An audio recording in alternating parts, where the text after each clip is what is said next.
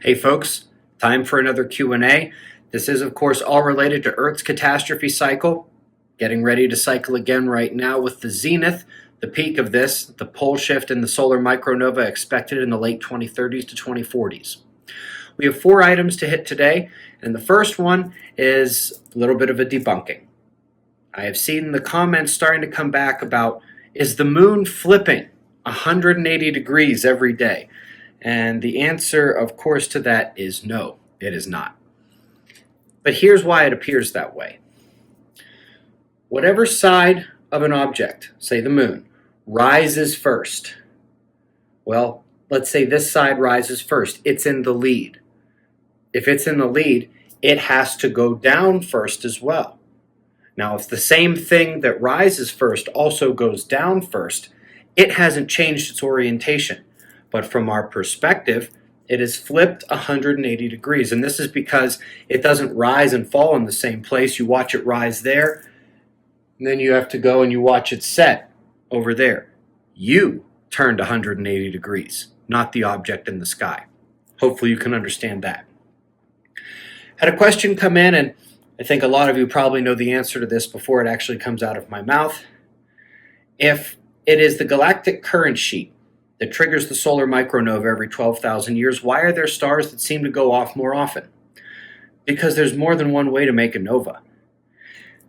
One of the reasons we know that the galactic current sheet will do this to the planet, in addition to the evidence that we have here, the necessity of things like that to make galactic observations actually work, is that the galactic current sheet combines the two things that we know cause nova, which is a magnetic kick and accretion of material getting dumped onto a star.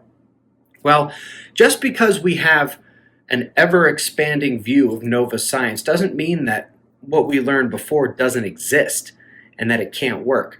If there are close-in binaries and one star is sucking material off of another, it's going to go boom, probably more often than 12,000 years.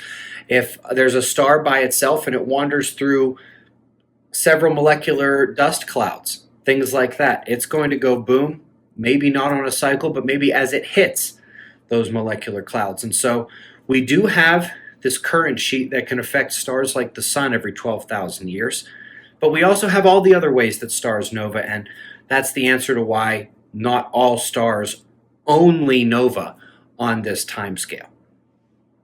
There's a question, what paper or few papers could I share to actually convince somebody about what's going on? And the answer is, that ain't going to work.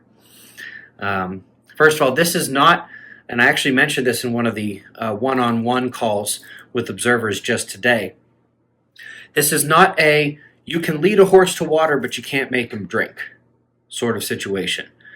With things like this, we are finding that this is a, you have to sit there by the water, wait for a horse to show up, and then talk to it while it drinks. People have to discover this on their own. You're not going to convince them. If they are open and they are specifically asking for this, it's going to take dozens to hundreds of papers.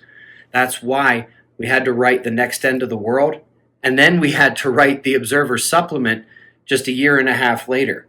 And to be honest, there's enough new material that I could write another supplement, write a whole new book already.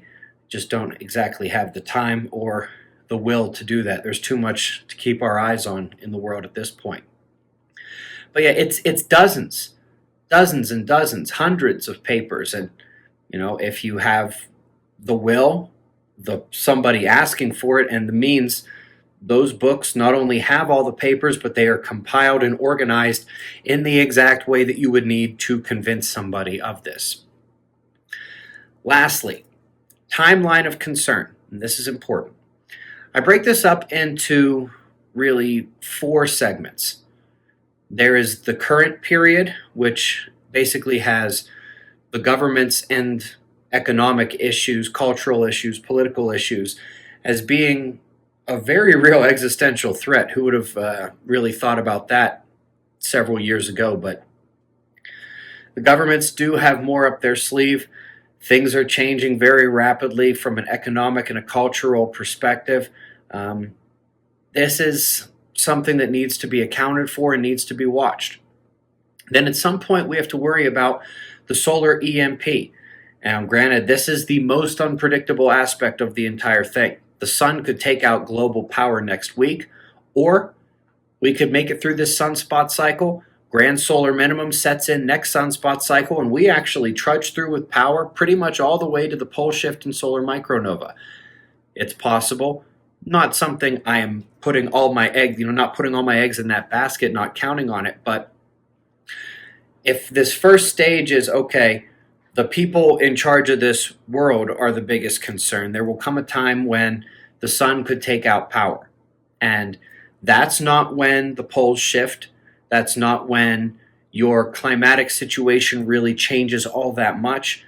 But that is when you're not going to have power for your daily life. And that's when the people are going to be most dangerous. And so, for example, Observer Ranch, myself in Colorado, when that happens, and it's a good thing we're planning for this, you have to consider how cold the winters get here. We do have several plans for that, but there are places in the world where people only survive because of electricity, because of modern heating and other things like that. And so at some point, the solar EMP and being thrown back to the Bronze Age, the Stone Age, whatever you want to call it, becomes a serious concern. And if that happens years to a decade before the actual big show, the solar micronova and the actual pole shift, most people on the planet today won't be alive to see the solar micronova and the pole shift. Without power, the vast majority of people on this planet are going to be gone. And that's going to be due to a lack of food, lack of resources, lack of electricity, any number of things that you could have go through your head. And so that's a very serious window that comes after this modern window when, honestly, until the sun actually does something to us like this, it's the people in charge of this planet that are the biggest threat. So after this initial period, and then there's the solar EMP period, there is the actual zenith, the main event, the solar micronova and the pole shift. That's when you need to have a combination of underground shelter, something that floats, still need to have all of your stores of supplies.